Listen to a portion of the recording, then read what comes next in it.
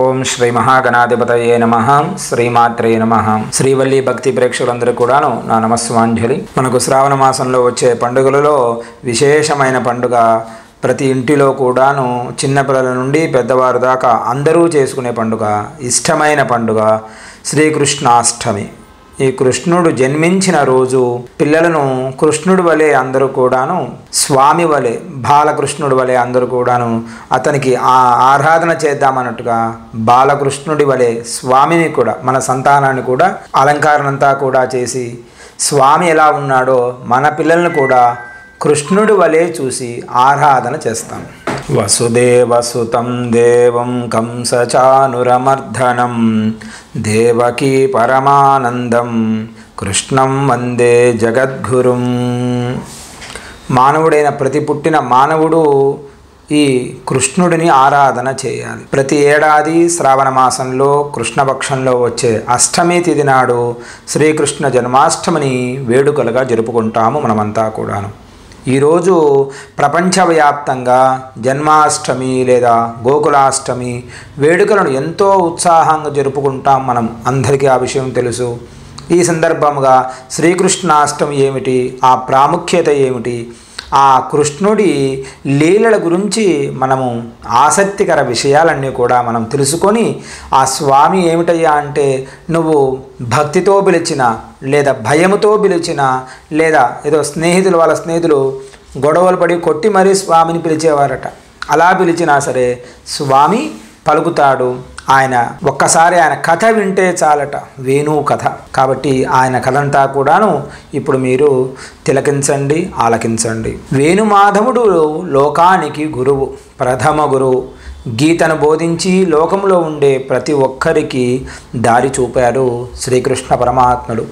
చిన్నతనంలో కన్నయ్య అల్లరి పిల్లవాడిలాగా తన చిలిపి చేష్టలతో జీవిత పరమార్థాన్ని వివరించాడు. వెన్న దొంగగా మారి గోపికలతో పాటు అందరి మనసులను దోచుకున్నాడు. అంతేకాదు గోపబాలకుడిగా, సోదరునిగా, అనుసంహరిగా, ధర్మ సంరక్షకుడిగా ఎన్నో పాత్రలు పోషించాడు స్వామివారు. కన్నయ్య ఎన్ని పాత్రలు పోషించినా అంతా లోక కళ్యాణం కోసం. అందుకే కన్నయ్య కన్నయ్య అని స్వామిని అందరూ కూడా ఇష్టపడతారు. అందుకే కృష్ణాష్టమి వస్తుందంటే చాలు దేశవ్యాప్తంగా సందడి నెలకొల్పుతుంది. ఈ పవిత్రమైన రోజున చిన్నారులను కన్నయ్య రూపంలో అలంకరించి పూజించడం మనకందరికీ తెలుసు. ఈ వ్రతము ఆచరించిన వారికి కోరిన కోరికలన్నీ కూడా నెరవేరుతాయి. ఎందుకంటే శ్రీకృష్ణ అంటే నిరతిశయ ఆనంద స్వరూపము. కాబట్టి స్వామిని పిలుస్తే చాలు స్వామివారు అలా పలుకుతాడు. ఈ శ్రావణ మాస కృష్ణపక్ష అష్టమి రోజు ఈ కృష్ణుడి జన్మ రహస్యం ఏమిటో మనం అందరం కూడా ఖచ్చితంగా తెలుసుకోవాలి. భగవద్గీత స్వామివారి గురించే చెప్పారు. భగవద్గీత ఆయనే కదా చెప్పినది. భగవద్గీత చెప్పి మానవుడు ఇదే విధంగానే ఉండాలి, మనం చేసే ఉద్యోగం కానీ లేకపోతే ఇంకొకటి కానీ ఏదైనా కానివ్వండి, అవన్నీ కూడాను భగవద్గీతలో చెప్పినటివి. కాబట్టి ఎవరు ఎలా ఉండాలి, మానవుడు ఇదే విధంగానే ఉండాలి అని చెప్పినది శ్రీకృష్ణ పరమాత్ముడు. భాగవత ప్రకారం పరమ రాక్షసుడైన కంసుడిని చెల్లెలి దేవకి, తనకు ఆమె అంటే ఎంతో ప్రేమ కంసుడికి, తనకు వసుదేవుడితో వివాహం జరిపించి అత్తారిగారింటికి పంపించే సమయంలో ఆకాశవాణి తన చెల్లెలి కడుపులో 8వ సంతానంగా పుట్టే కుమారుడు కంసుడిని అంతమొందిస్తాడని చెబుతుంది. ఆగ్రహానికి గురయ్యాడు కంసుడు. తన చెల్లెలి దేవకి బావ వసుదేవులను కర్మాగారంలో వేశారు, జైల్లో వేశారు, బంధించాడు. వారి పుట్టిన బిడ్డలను పురిటిలోనే చంపేయడం మొదలుపెట్టాడు. వరుసగా 7 మందిని సంతానాన్ని చంపివేశాడు. 8వ సంతానంగా అలా 7 చిన్నారులను కోల్పోయిన దేవకి 8వసారి కూడా గర్భం దాల్చింది. ఆ బిడ్డ తన అంతు చూస్తాడని కంసుడికి ముందుగానే తెలుసు. కాబట్టి కారాగారం వద్ద భద్రతను మరింత పటిష్టం చేశాడు కంసుడు. ఊరికే ఉండరు కదండి, పైగా ఇతడు రాక్షసుడు కంసుడు, మామూలు వాడేం కాదు. దృష్ట సంహారం కోసం వచ్చే అతను 8వ సంతానం ఖచ్చితంగా చంపేస్తాడని భయంతో నెలలు నిండిన దేవకి శ్రావణ మాసంలో బహుళాష్టమి నాడు రోహిణీ నక్షత్రయుక్త అర్ధరాత్రి సమయమున శ్రీకృష్ణ పరమాత్ముడు జన్మించాడు. తనని ఎలాగైనా రక్షించాలనుకుంటారు దేవకి వసుదేవులు. అదే సమయంలో ఆ చిన్నారి శ్రీ మహావిష్ణువుగా ప్రత్యక్షమై ఏం చేయాలో వివరించాడు. వెంటనే వసుదేవుని సంకెళ్ళు తెగిపోయాయి. కారాగారం తలుపులు తెరుచుకున్నాయి. సైనికులు సొమ్మసిల్లి పడిపోయారు. ఆ బాలకృష్ణుడిని వసుదేవుడు బుట్టలో పెట్టుకొని నిద్రపుచ్చి రేపళ్లకు బయలుదేరాడు. అప్పుడు దారిలో విపరీతమైన కుండపోత వర్షం కురిసింది. కన్నయ్యపై వర్షపు చెనుగులు కూడా పడకుండా ఆదిశేషుడు పడగలా మారి గొడుగు పట్టాడు. ఆ తర్వాత వసుదేవుడు యమునా నది దాటుకుంటూ వెళ్ళి రేపల్లె చేరుకున్నాడు. అక్కడ యాదవరాజైన నందుని భార్య యశోద ఆడపిల్లను జన్మనిచ్చింది. అది గమనించిన వసుదేవుడు కన్నయ్యను యశోద పక్కన పెట్టి ఆడపిల్లను తన చేతుల్లోకి తీసుకొని అక్కడి నుండి తిరిగి కారాగారానికి తీసుకొచ్చాడు. అప్పుడు తన సంకెళ్ళు వాటికవే మళ్ళీ ముడిలాగా పడ్డాయి. భటులు వెంటనే నిద్రలేచారు. చూసేసరికి పసిబిడ్డ ఏడుపులు వినిపించసాగాయి. ఈ సమాచారానంతా కూడా కంసుడు తెలుసుకున్నాడు. కంసుని తెలుసుకొని వెంటనే ఆకాశవాణి చెప్పిన ప్రకారంగా మగబిడ్డ పుట్టాలి, కానీ ఆడపిల్ల పుట్టిందని, తన వల్ల కంసుడికి ఎలాంటి ప్రమాదం ఉండదని దేవకి ఎంతో బ్రతిమిలాడి చెప్పింది. అన్నయ్య వద్దు, అన్నయ్య వద్దు, అన్నయ్య పుట్టింది కొడుకు కాదు కదన్నయ్య, కూతురు కదన్నయ్య, వదిలివేయి అన్నయ్య అని చెప్పినా కానీ కంసుడు పట్టించుకోకుండా చంపడానికి ప్రయత్నించాడు. అప్పుడే ఆ పాప యోగమాయగా మారింది. కంసుడికి దొరకకుండా ఇతను ప్రతిసారి ఏం చేసేవాడయ్యా అంటే పుట్టిన సంతానంతా కూడా తీసుకుని రావడం, బండకు ఇలా తీసి ఇలా కొట్టేవాడు. ఇలా ఎప్పుడైతే కొట్టడానికి పుట్టిన పాపను తీసుకుని వచ్చాడో వెంటనే ఆ పాప దొరకకుండా చేతిలో నుండే మాయమైపోయి ఎగిసి నిన్ను చంపేవాడు పుట్టాడురా, రేపల్లెలో పెరుగుతున్నాడు అని చెప్పి అక్కడ నుండి అదృశ్యమైంది.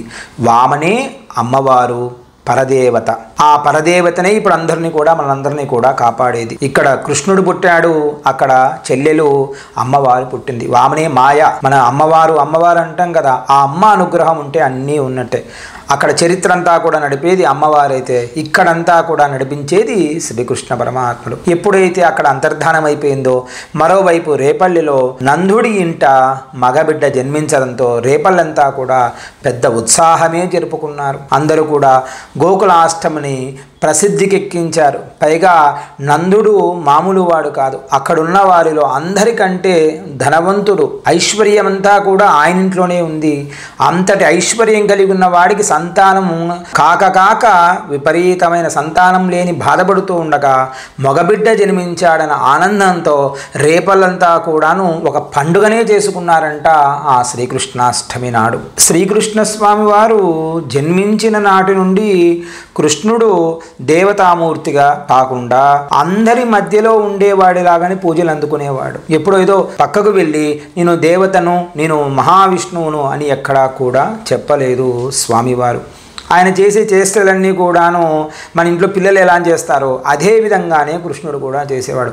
అల్లరి బాలకుడు, మామూలు అల్లరి కాదు, విశేషమైన అల్లరి. వెన్న దొంగ, పైగా గోపికలతో ఆడుకునేవాడు. గోవర్ధనగిరిదారిగా, కాళీయమర్ధనుడిగా, గీతా ప్రబోధకుడిగా, అసుర సంహారిగా తాను చేసిన ప్రతి పని మన మానవాళికి అద్భుతమైన సందేశాన్ని ఇచ్చాడు. వెన్నను దొంగలించి గోపబాలులకు పంచిపెట్టడం ద్వారా మనకున్నది నలుగురికి ఇవ్వాలి అన్న భక్తిని అందరికీ కూడా చాటి చెప్పాడు. మనం దానం చేస్తాం కదా, మనము తినకుండా ముందు అందరికీ పెట్టి, ఏదో సామెత ఉంది, ఏమంటారు, మనము తింటే వృధా, పక్క వారికి పెట్టినది మన పాలు, మనము తిన్నది వేరే పాలు.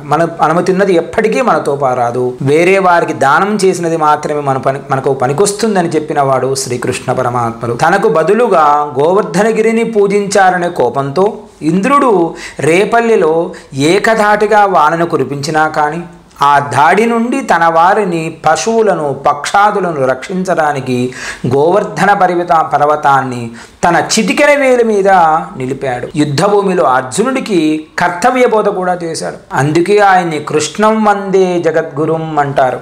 మరి గోవర్ధనగిరి ఎత్తాడు కదండి, మరి ఆయన ఏమిటి? అందుకే గోవర్ధనగిరి ఎప్పుడైతే ఎత్తాడో ఆయనకు ఒక పేరు కూడా వచ్చింది, నామం గోవిందా అంటారు స్వామి. గోవిందా అంటే గోవులను రక్షించినవాడా, అంటే పశువులనే రక్షించావు కదా స్వామి, నన్ను రక్షించలేవా? నేను కూడా దానిలో ఒక భాగమే కదా. పశువులకు మనకు తేడా ఏమిటయ్యా అంటే, పశువులు తనంతకు తాను చెప్పుకోలేవు, మంచి కానీ చెడు కానీ. మానవులం మాత్రం ప్రతి ఒక్కటి చెప్పుకోగలుగుతాము. కాబట్టి తండ్రి గోవర్ధన, గోవిందా నన్ను రక్షించమని చెప్పి వెంకటేశ్వర స్వామి వారి వద్దకు మనం వెళితే గోవిందా గోవిందా గోవిందా అని చెప్పి మారుమోగుతుంది తిరుమల క్షేత్రం అంతా కూడాను. కాబట్టి స్వామికి గోవిందా అని పిలిస్తే శ్రీకృష్ణుడు చేసిన చిన్ననాటి బాల్య చేష్టలన్నీ కూడా గుర్తుకు వస్తాయట. ఆనాడు నేను అలా చేశాను కదా అని చెప్పి గుర్తుకు వస్తాయి. దాన్ని అర్థం చేసుకొని స్వామి ఎప్పటికప్పుడు మన కోరికలన్నీ కూడా నెరవేరుస్తూ ఉంటాడు. కృష్ణతత్వము అనంతమైనది. దాన్ని అర్థం చేసుకుంటేనే అందులోని మర్మము అర్థమవుతుంది. కుచేలుని నుంచి అటుకులు గ్రహించి అంతులేని సిరి సంపదలు ప్రసాదించిన శ్రీకృష్ణుడు ప్రేమతో భక్తితో తనకు ఏది సమర్పించినా కానీ ఆనందంగా స్వీకరిస్తాడు, భోగభాగ్యాలు ప్రసాదిస్తాడు. అలాగే కర్మఫలాన్ని సైతం అనుభవించాల్సిందేనంటాడు స్వామివారు. దీనికి కుచేలుడే ఉదాహరణ. సుధామహుడు తన స్నేహితుడే అయినప్పటికీ కటిక పేదరికాన్ని అనుభవిస్తున్నప్పటికీ కూడా కర్మ ఫలితం తీరేదాకా అనుగ్రహించలేదు శ్రీకృష్ణ పరమాత్ముడు. శ్రీకృష్ణ పరమాత్మ దుర్గణాలను వదిలి ధర్మ మార్గాన్ని అనుసరించి జీవితానికి సార్థకత ఏర్పరచుకోవాలని దివ్యోపదేశం చేశారు శ్రీకృష్ణ పరమాత్ముడు. చెప్పడమే కాదు, అతడు అనుసరించి కూడా చూపించాడు. అందుకే వాసుదేవుడి బోధనలకు విలువ ఎక్కువ.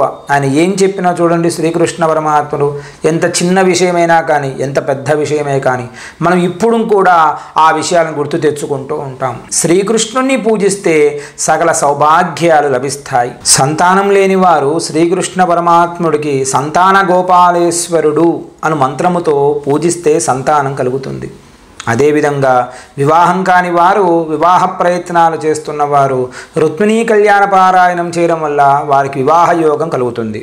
అలాగే శ్రీకృష్ణుని స్మరిస్తూ గోవులను దానము చేస్తే ఆ భగవానుని అనుగ్రహం కృప కలుగుతాయని శ్రీకృష్ణుడు చెప్పాడు. శ్రీకృష్ణుడు వెన్న కోసం కట్టిన కుండలను పగలగొట్టి కృష్ణాష్టమి నాడు మనం ఇప్పుడు కూడా స్వామి ఎలా అయితే ఉట్టి కొట్టి అందరికీ వెన్న పంచాడో అదే విధముగానే మనము కూడా ఇప్పుడు కూడా ఉట్టి కొడుతూ ఉంటారు చాలామంది. శ్రీకృష్ణాష్టమి నాడు అవకాశం ఉంటే స్వామివారికి వెన్న నైవేద్యముగా పెట్టండి. అటుకులు స్వామికి చాలా ఇష్టం. అటుకులు పెరుగు కలిపి స్వామికి నైవేద్యముగా పెట్టండి. నెయ్యి స్వామికి ఇష్టం కాబట్టి నేతిని కూడా స్వామికి ప్రసాదంగా పెట్టండి. ఇవి అందరికీ కూడా పంచే విధంగా చూడండి. చిన్న చిన్న పిల్లలు ఉంటారు కదా, వారందరికీ కూడాను ఈ అటుకుల ప్రసాదాన్ని ఇవ్వండి. ఆ పిల్లలు ఆనందపడితే శ్రీకృష్ణ పరమాత్ముడు కూడా ఆనందపడతాడు. శ్రీకృష్ణ పరమాత్ముడికి తులసి అంటే చాలా ఇష్టం కాబట్టి తులసి దళాలతో స్వామిని అర్చించండి. గోవిందా గోవిందా గోవిందా అంటూ ఆ తులసి దళాలు స్వామికి వేసి అర్చన కైంకర్యాలు చేయించండి. స్వామి భక్త సులభుడు. ఇలా చిటిక వేస్తే స్వామి కూడా వస్తాడు. అంటే ఏమిటి? పిలిచే భక్తి మన దగ్గర ఉండాలి. ఆయన పిలిస్తే పలుకుతా అన్నట్టుగా స్వామి మన దగ్గరే ఉంటాడు, పక్కనే కూర్చొని ఉంటాడు. బాలకృష్ణుడు వల్ల ఎప్పుడు కూడా వీళ్ళకి ఏదైనా కష్టం వస్తుందా, నేను ఉన్నానురా అని చెప్పి పక్కనే ఉంటాడు. దానికి ఒక లీల కూడా చెబుతారు. శ్రీకృష్ణుడు ఎంత భక్తి బలవుడు అంటే చిన్ననాడు వాళ్ళ స్నేహితులందరినీ కూడా ఎప్పుడు కూడా తీసుకుని వెళ్ళి అందరికీ పెట్టేవాడు వెన్నముద్దలను. అలా వెన్నముద్దలను పెడుతూ ఉండగా ఈ గోపికలంతా కూడా ఆలోచించి కృష్ణుడు వెన్న ఎక్కడ పెట్టినా సరే దొంగతనం చేస్తూ ఉన్నాడు. కృష్ణుడు దొంగతనం చేస్తున్నాడు అంటే తల్లి మాత్రం వినదు. మరి ఏమి చేయాలి?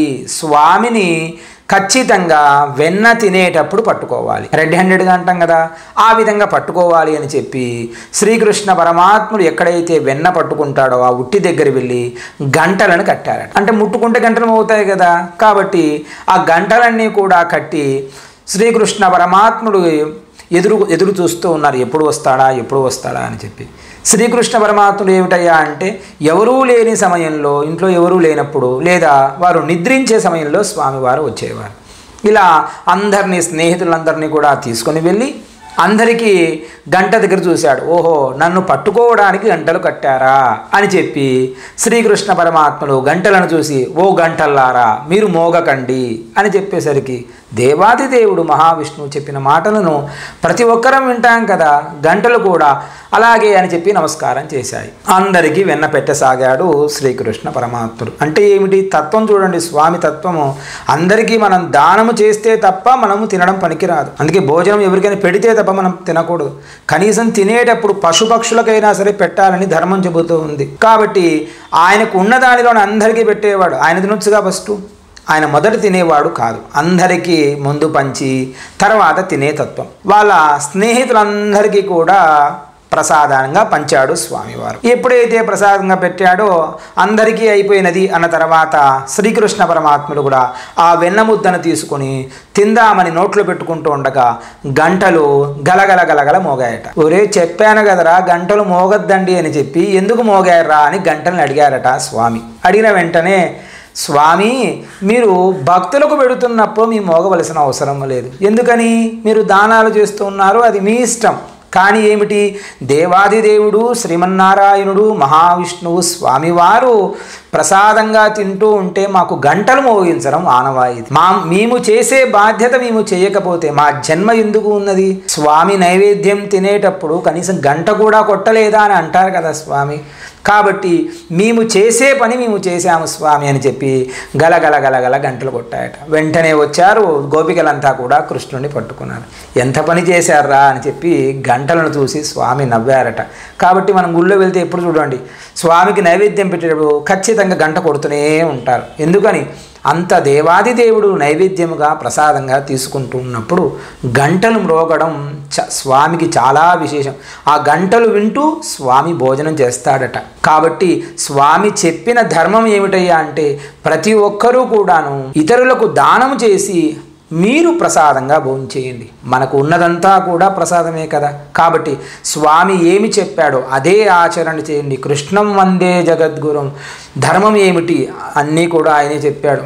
ఇలాగే ఉండాలి మానవుడు, ఇదే విధంగా ఉండాలి. ఒక తండ్రి ఎలా ఉండాలి, ఒక కుమారుడు ఎలా ఉండాలి, కుమారుడుగా ఉన్నప్పుడు కృష్ణుడులా ఎలా ఉన్నాడు, తండ్రి అయితే ఎలా ఉన్నాడు, స్నేహితుడు ఎలా ఉన్నాడు. అంతేకాకుండా పాండవుల వద్దకు వెళితే ధర్మం ఈ విధంగా ఉండాలిరా అని చెప్పించాడు. అంతేకాకుండా ధర్మరాజు నాకంటే ఎక్కువ లేదు అన్నప్పుడు భీష్ముడి దగ్గరికి వెళ్ళి భీష్మ ఏకాదశి రోజు ముందుగానే మనకు చెప్పే ప్రతిరోజు చెప్పుకుంటాం కదా విష్ణు సహస్రనామ పారాయణం, అది కూడా చెప్పించాడు. నాకంటే ఎవరు ధర్మము తప్పరి అని అనుకునేవాడు ధర్మరాజు అయితే మయూరధ్వజుడు వద్దకు వెళ్ళి నీలాగే ఇతను కూడా ఉన్నాడు అని చెప్పి ధర్మములో కూడా సరిసాటి లేరు నాయన, మనమే కాదు చాలామంది ధర్మాన్ని పాటిస్తూ ఉన్నారు అని చెప్పాడు ధర్మరాజుకి. అర్జునుడికి చెప్పాడు. దేవాది దేవతలు ఎవరైతే ఈ పంచపాండవులు అందరూ ఉన్నారు వారికి అందరికీ చెప్పేవాడు ఇలాగే ఉండాలి, ఇదే విధముగా ఉండాలి అని చెప్పి వారినందరినీ కూడా పక్కనే పెట్టుకొని రక్షించసాగాడు. అంతే కదా. కాబట్టి మనము కూడా ప్రతి ఒక్కరము కూడా ముందు మనము నిత్యము సత్యవంతులుగా ఉండాలి.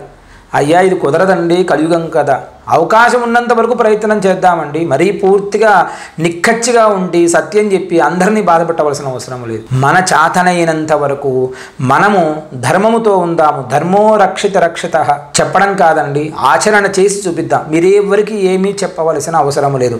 మీరు ఆచరించండి, ఆచరణలోనే అందరూ చూసి నేర్చుకుంటారు. కాబట్టి శ్రీకృష్ణుడు చెప్పిన ఈ మాటలను ప్రతి ఒక్కరము కూడా ఆచరిద్దాము, అనుసరిద్దాము. అందరం కూడా కృష్ణాష్టమి పర్వదినాన స్వామికి ఇష్టమైన ప్రసాదమును అందరికీ ఆ స్వామికి నైవేద్యం పెట్టి అందరికీ దాన ధర్మాలు చేద్దాము. కృష్ణం వందే జగద్గురుం.